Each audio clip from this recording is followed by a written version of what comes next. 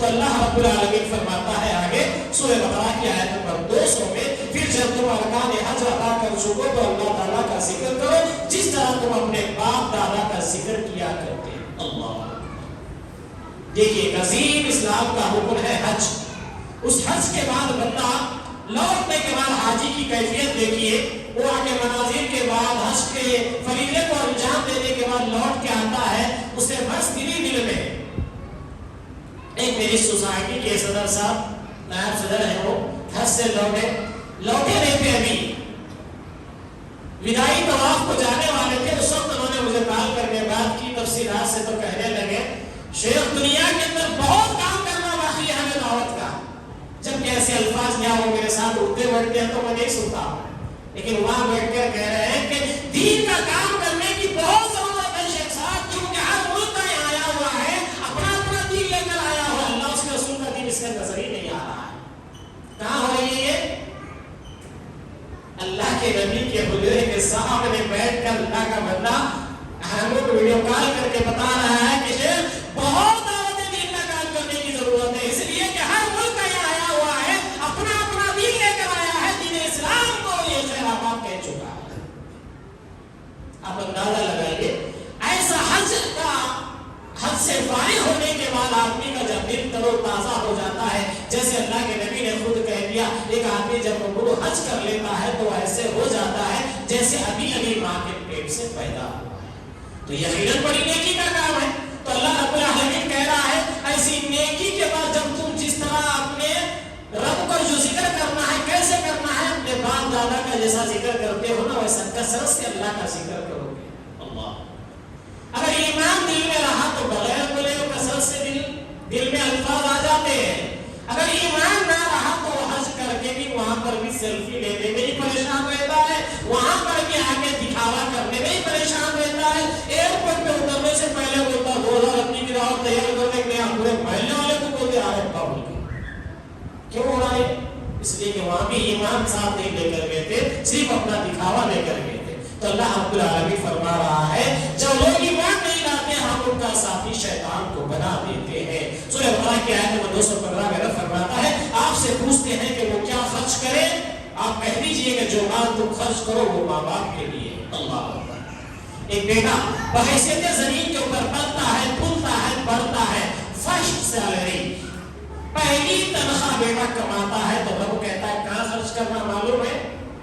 رب کہہ رہا ہے کہ پہلی تمہاری کمائی تمہارے ماں باپ کے لیے. اللہ یہ باپ کی اہمیت ہے انسانی زندگی میں, یہ باپ کی عظمت ہے انسانی زندگی میں کہ بیٹا اپنے ہاتھ سے جب کمائی کمانے لگ جائے تو اس کی کمائی کا سب سے پہلا حقدار اس کے ماں باپ ہیں.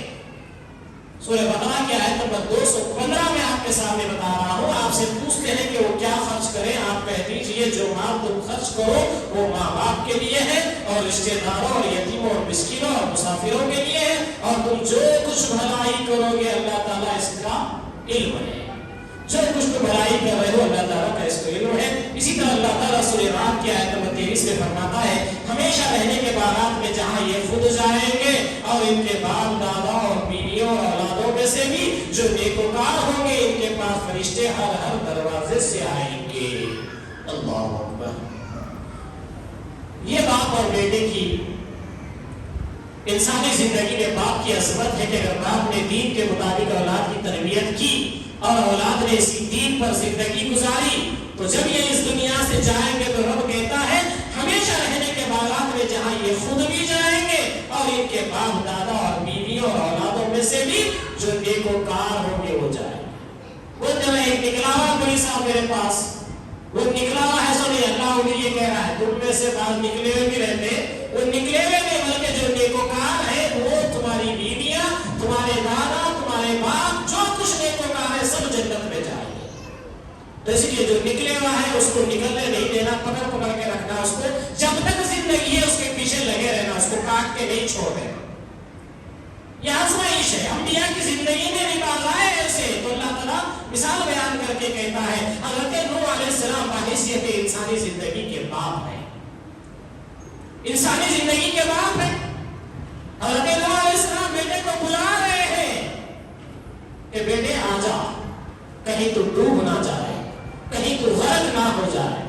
بیٹا دنیا کو بتا رہا ہے کہ یہ بڑے بڑے پہاڑ چٹان یہ مجھے بچا لیں گے، یہ تمہاری کشتی کہاں مجھے بچا سکتی ہے، لہذا وہ غرق ہونے والوں میں سے رہ گیا۔ تو اللہ رب العالمین مثالوں کے ذریعے سے انسانی زندگی میں باپ کی اہمیت کو اجاگر کر رہا ہے۔ سورہ ابراہیم کی آیت نمبر 41، ربنا اغفر لی ولوالدی وللمؤمنین یوم یقوم الحساب، اے ہمارے پروردگار مجھے بخش دے اور میرے ماں باپ کو بھی بخش اور دیگر مومنوں کو بھی جس دن حساب ہونے لگے۔ یہ انسانی زندگی کے اندر باپ کی اہمیت والی بات ہے کہ بیٹا زندگی میں بیٹھ کر یہ دعا کرے کہ اللہ میرا والد اس دنیا سے جا بھی چکا ہے، تو بھی ایک مومن بیٹھ کر یہ دعا کرے گا کہ اللہ حساب والے دن بخش دینا، حساب والے دن میرے والد کو بخش دینا اور دیگر مومنوں کو بھی جس دن تو حساب لے اس دن بخش دینا۔ سورہ کہف کی آیت نمبر 80 میں اللہ رب العالمین فرماتا ہے اور اس لڑکے کے ماں باپ ایمان والے تھے، ہمیں خوف ہوا کہ کہیں یہ انہیں اپنی سرکشی اور کفر سے عاجز و پریشان نہ کرے۔ اللہ اکبر۔ انسانی زندگی میں اللہ رب العالمین کی نظر میں اہمیت دیکھیے۔ ایک بچہ جو حضرت عزیر علیہ السلام حضرت خضر علیہ السلام کے تعلق سے جو ذکر قرآن مجید میں آیا ہے، وہاں پر یہ لفظ استعمال کر کے کہا جا رہا ہے کہ ماں باپ ایمان والے تھے، ہمیں خوف ہوا کہ کہیں یہ انہیں اپنی سرکشی اور کفر سے عاجز و پریشان نہ کرے۔ ماں باپ ایمان والے ہیں تو اللہ رب العالمین اپنی انسانی زندگی میں ماں باپ کی اہمیت بتا رہا ہے، والد کی عظمت بتا رہا ہے، کہیں یہ بڑا ہو کر انہیں اذیت دے انہیں پریشان نہ کرے۔ تو سورہ کہف کی آیت نمبر 82 کہہ رہی ہے، دیوار کا قصہ جس میں تذکرہ کیا گیا ہے، اس شہر میں 2 یتیم بچے ہیں جن کا خزانہ ان کے اس دیوار کے نیچے دفن ہے، ان کا باپ بڑا نیک شخص تھا، تیرے رب کی چاہت تھی کہ یہ دونوں یتیم اپنی جوانی کی عمر میں آ کر اپنا یہ خزانہ تیرے رب کی مہربانی اور رحمت سے نکال لے، میں نے اپنے رائے سے کوئی کام نہیں کیا، یہ تھی اصل حقیقت ان واقعات کی جن پر آپ صبر نہ کر سکے۔ حضرت موسیٰ علیہ السلام اور حضرت خضر علیہ السلام جو کشتی میں سوار کرتے ہوئے جن چیزوں پہ وہ برداشت نہیں کر سکے تھے، ان برداشت نہ کرنے والی چیزوں میں یہ 2 واقعات کا تذکرہ ہے۔ ایک معصوم بچے کا قتل،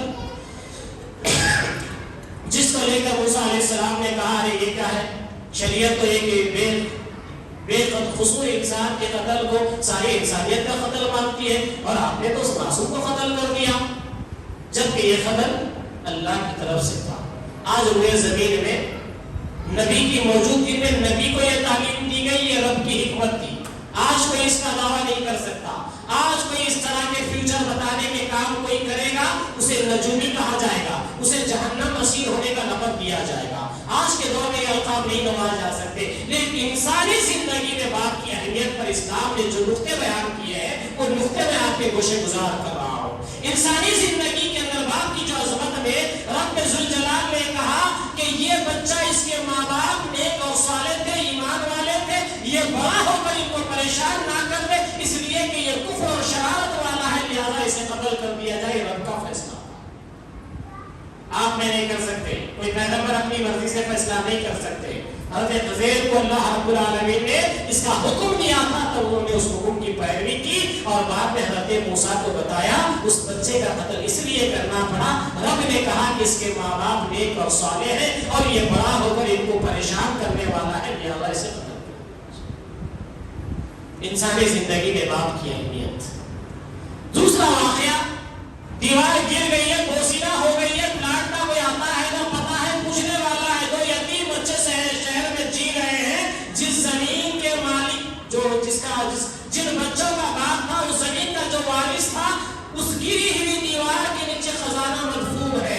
اب دیوار گر گئی ہے، کہیں وہ خزانہ کسی اور کے ہاتھ نہ لگ جائے، تو رب حکم دے رہا حضرت خضر کو کہ آپ اس دیوار کی تعمیر کریں۔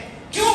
اس کے ماں باپ بڑے نیک تھے اور اس نیک ماں باپ کے 2 یتیم بچے شہر کے اندر پل رہے ہیں اور یہ خزانہ کسی اور کے ہاتھ میں نہ لگے، بلکہ اس کی دیوار آپ تعمیر کر دیں تاکہ اس بچوں کا خزانہ محفوظ ہو جائے، یہ بچے بڑے ہو کر اپنے باپ کے گھر کی تعمیر کرتے ہوئے اس خزانے کو حاصل کریں۔ یہ رب کی حکمت تھی۔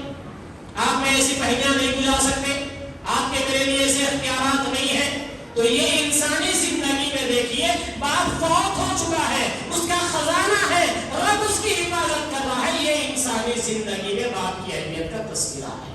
قرآن کہہ رہا ہے باپ فوت ہو چکا ہے، لیکن انسانی زندگی میں اس کی یہ عظمت ہے کہ رب اس کے خزانے کی حفاظت کر رہا ہے، اس لیے کہ وہ نیکوکاروں میں سے تھا، اس لیے اللہ رب العالمین اس کے بچے کی قدردانی کر رہا ہے۔ اس لیے مومن اور ایمان والوں کو بتایا جا رہا ہے کہ ایمان جو لے کر آتے ہیں اللہ تعالیٰ ان کو اپنا ساتھی رکھتا ہے، اپنا دوست رکھتا ہے، اور جو ایمان نہیں لاتے ان کا ساتھی شیطان ہوتا ہے۔ اسی طرح سورہ شعراء کی آیت نمبر 86 میں فرمایا اور میرے باپ کو بخش دے، یقیناً وہ گمراہوں میں سے تھا، وَاغْفِرْ لِأَبِي إِنَّهُ كَانَ مِنَ الظَّالِمِينَ۔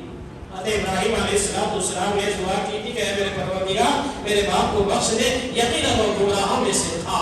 انسانی زندگی میں باپ کی اہمیت دیکھیے، وقت کا پیغمبر ہے، باپ گمراہی میں ہونا ثابت ہے، باپ کی گمراہی رب بتا دیا ہے، اس کے باوجود بھی رب کی بارگاہ میں بحیثیت بیٹا دعا کر رہا ہے، اے میرے رب میرا والد گمراہ ہے لیکن تو اسے بخش دے۔ یہ انسانی زندگی میں باپ کی عظمت ہے۔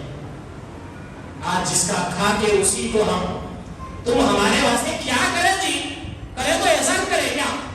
آج ایسی اولادوں کو بھی میں دیکھ رہا ہوں۔ یاد رکھیے تمہارا ایمان خیر بنا رہا ہے، کسی بیٹے کے دل میں اگر ایسی ارمان پیدا ہو رہی ہے، ایسے خیالات آ رہے ہیں کہ ہمارے ماں باپ کیا کرے بھائی، ساری دنیا میں جو لوگ کرتے وہی کریں، کیا الگ کریں؟ اگر یہ کسی کا ذہن بنا ہو تو سمجھو آپ اپنے ایمان سے ہاتھ دھو رہے ہیں، آپ کا ساتھی شیطان بنا ہوا ہے۔ تو میں کچھ باتیں آپ کے سامنے رکھتے اپنی بات کو ختم کرتا ہوں کیونکہ وقت مجھے اجازت نہیں دے رہا ہے، 1:32 ہو چکے ہیں۔ تو سورہ احزاب کی آیت نمبر 40 میں رب ذوالجلال فرماتا ہے لوگوں تمہارے مردوں میں سے کسی کے باپ محمد صلی اللہ علیہ وسلم نہیں ہے، لیکن آپ اللہ کے رسول ہیں اور تمام نبیوں کے ختم کرنے والے اور اللہ تعالیٰ پر ہر چیز کا بخوبی جاننے والا ہے۔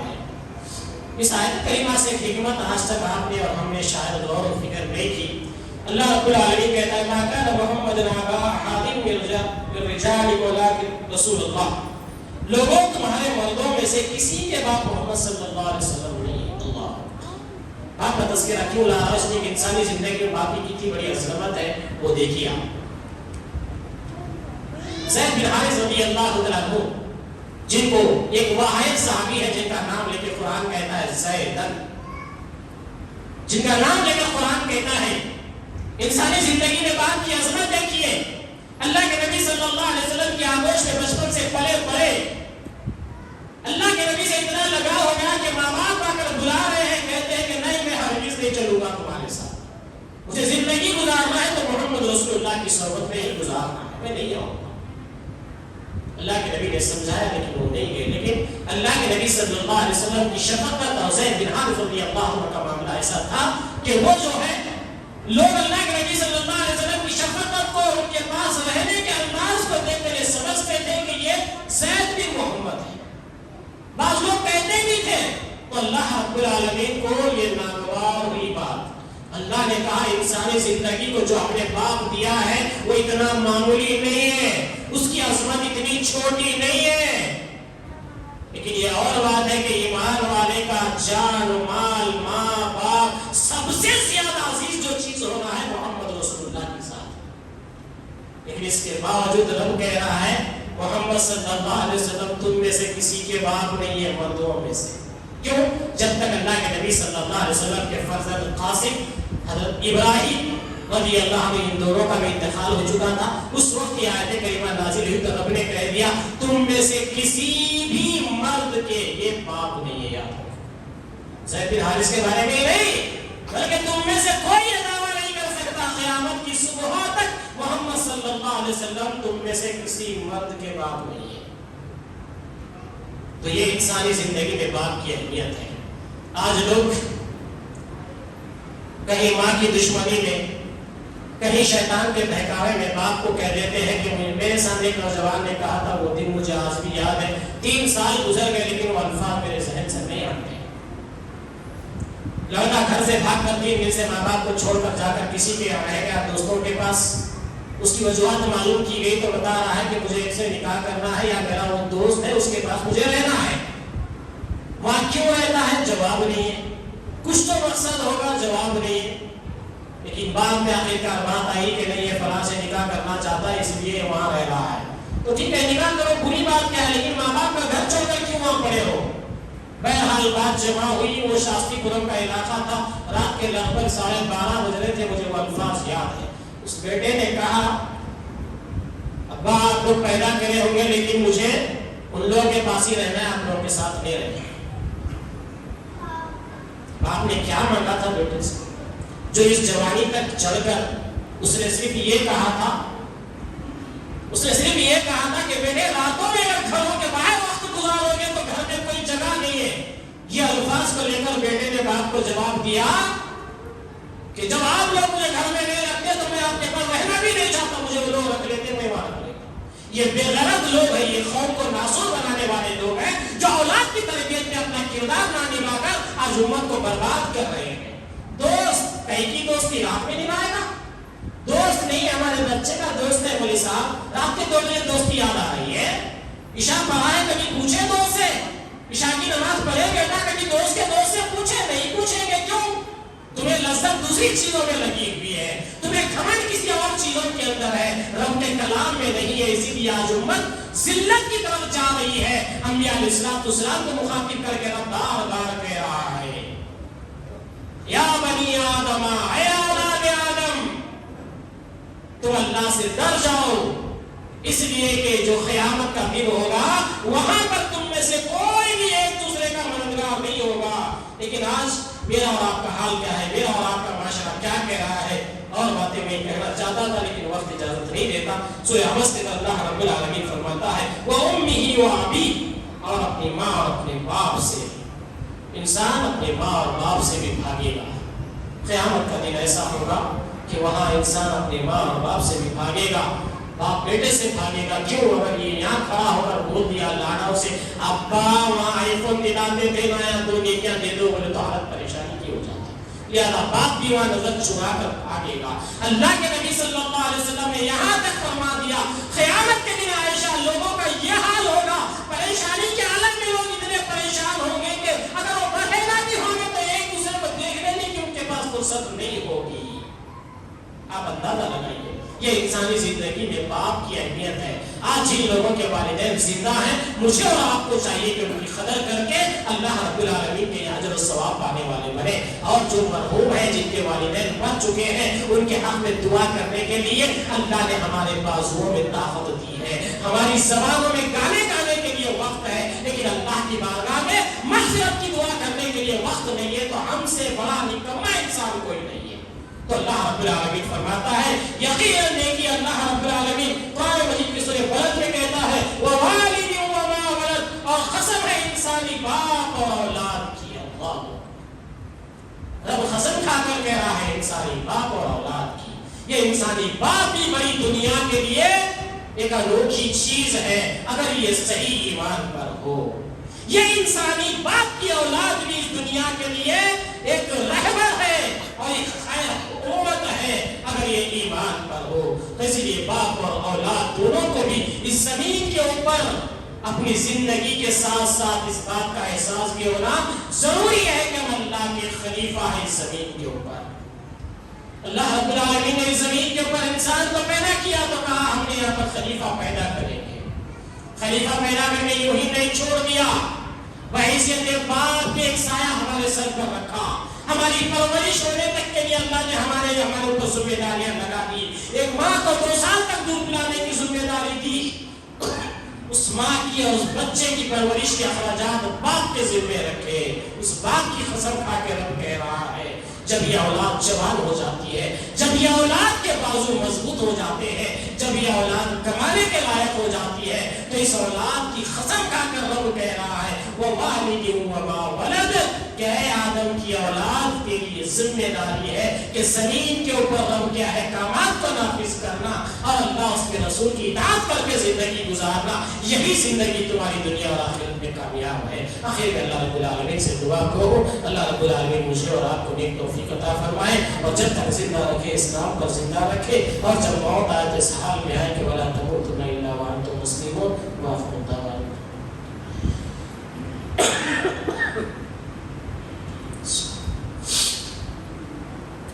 إن الحمد لله نحمده ونستعينه ونستغفره ونعوذ بالله من شرور أنفسنا ومن سيئات أعمالنا من يهده الله فلا مضل له ومن يضلله فلا هادي له ونشهد أن لا إله إلا الله وأشهد أن محمدا عبده ورسوله أما بعد فإن خير الحديث كتاب الله وخير الهدي محمد صلى الله عليه وسلم وشر الأمور محدثاتها وكل محدثة بدعة وكل بدعة ضلالة وكل ضلالة في النار أعوذ بالله السميع العليم من الشيطان الرجيم من همزه ونفخه ونفثه بسم الله الرحمن الرحيم ربنا ظلمنا أنفسنا وإن لم تغفر لنا وترحمنا لنكونن من الخاسرين وقال الله تعالى عز وجل إن الله وملائكته يصلون على النبي يا أيها الذين آمنوا صلوا عليه وسلموا تسليما اللهم صل على محمد وعلى آل محمد كما صليت على إبراهيم وعلى آل إبراهيم إنك حميد مجيد اللهم بارك على محمد وعلى آل محمد كما باركت على إبراهيم وعلى آل إبراهيم إنك حميد مجيد عباد الله رحمكم الله إن الله يأمركم بالعدل والإحسان وإيتاء ذي القربى وينهى عن الفحشاء والمنكر والبغي يعظكم لعلكم تذكرون سبحان ربك رب العزة عما يصفون والسلام على المرسلين والحمد لله رب العالمين.